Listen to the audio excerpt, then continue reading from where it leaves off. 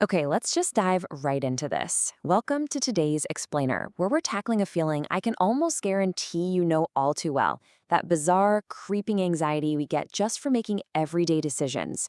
We literally live in an era of unprecedented abundance, yet somehow it's making us more stressed out than ever before. So let's figure out exactly why that is. I mean, seriously, tell me if this sounds familiar. You finally sit down after a long day, you open up Netflix, and you spend, 45 minutes just endlessly scrolling. You're watching trailers, you're bouncing between categories, maybe adding a few things to your list, and then eventually you just give up, close the app, and go to sleep. So, why does having endless options, which honestly sounds like an absolute dream on paper, actually make us feel so miserable in reality? It all comes down to this chaotic reality of modern consumerism. Historically speaking, having options was the ultimate sign of freedom and autonomy. And it's true, we've achieved a level of freedom in our daily lives that previous generations couldn't even fathom. But this absolute explosion of choices, this chaotic world of flavors we live in, has basically turned into mental overload. We're kind of drowning in our own freedom. To pull this out of the abstract and give you a sense of the staggering reality we're dealing with, think about the number 30,000. That's the average number of items carried by a typical American supermarket today. 30,000. That's 30,000 different things aggressively vying for your attention, your wallet, and your precious decision-making energy every single time you just need to pick up some groceries. Let's actually break that grocery store explosion down because the numbers are just insane. We're talking 285 varieties of cookies, 275 varieties of cereal, 120 different pasta sauces, 80 different pain relievers, and a mind-boggling 40 options for toothpaste. I mean, come on, who actually needs 40 different ways to brush their teeth? When you really think about the sheer volume of choices we face just to eat breakfast and maintain basic hygiene, it's an overwhelming amount of data for our brains to process. It totally explains that shared daily sense of severe decision fatigue. So, how do we actually handle this daily avalanche of choice? Well, it leads us to a fascinating diagnosis: maximizers versus satisficers.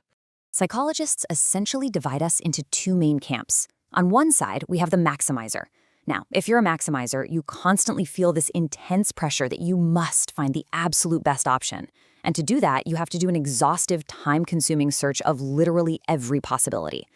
On the other side, though, we have the satisficer. This is a much more Zen-like approach. The satisficer has an internal threshold of what's acceptable, and once an option meets that standard, they just settle for good enough and move on. Take a second to self-diagnose here. Are you stressing out trying to find the absolute peak choice, or are you pretty comfortable stopping once your basic needs are met? If you're sitting there realizing you're definitely a maximizer, this quote from psychologist Barry Schwartz is probably going to hit pretty close to home. He points out, there is no best. If you feel like you need to find the best, it requires you to do an exhaustive search. By the time I figure out the best movie to watch on Netflix tonight, it will be way past my bedtime. That right there, that is the maximizer's curse in a nutshell. You take what should be a simple, relaxing evening and accidentally turn it into this exhausting, full-blown research project. Which brings us to the psychology of misery. What exactly are the underlying mechanisms doing this to us? Well, there are basically three invisible forces of dissatisfaction at play whenever we're faced with endless options. First, you have opportunity costs. Second is regret. And that includes both the regret we anticipate before making a choice and the regret we feel after the fact. And the third is hedonic adaptation, which is just a fancy way of saying we quickly get used to whatever great thing we picked, so the novelty wears off fast. Let's look at why these hit us so hard. Let's drill down into opportunity costs for a second. Put simply, it's the value of the next best alternative that you pass up the moment you make a choice, because every choice inherently means a loss of other opportunities. Think about it. When you evaluate 20 different laptops, every cool feature that a rejected laptop had suddenly feels like a personal loss to you. And those accumulated little losses literally subtract from the joy of the laptop you actually end up buying. And then you have anticipated regret. Imagine standing at a paralyzing crossroads, with endless paths stretching out in every possible direction. That's what this feels like. It keeps us frozen right at the center. We're completely terrified to commit to any single path, because we're paralyzed by the fear that a slightly better option might exist down another road. So what do? We just stand there, exhausted, completely unable to move forward. To prove just how uniquely demotivating this whole phenomenon is, we have to talk about the famous gourmet jam study. It's brilliant. Researchers set up a tasting display in a grocery store. On one day, they offered 6 options of jam. On another day, they offered 24 options. The results were honestly astounding. When faced with just 6 options, 30% of people actually bought a jar. But when faced with 24 options, only 3% bought anything. It perfectly proves that an overabundance of choice doesn't liberate us. It actually demotivates us and leads straight into decision paralysis.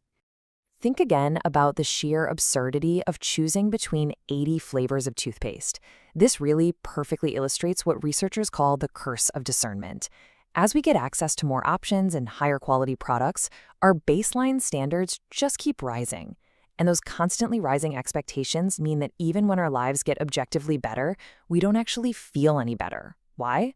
Because nothing can possibly meet the impossible, flawless standard we've suddenly set in our own minds. Now, you might be wondering, doesn't all our modern technology fix this? Let's take a look at the AI choice paradox. We increasingly rely on algorithmic recommendations for everything from music to dating.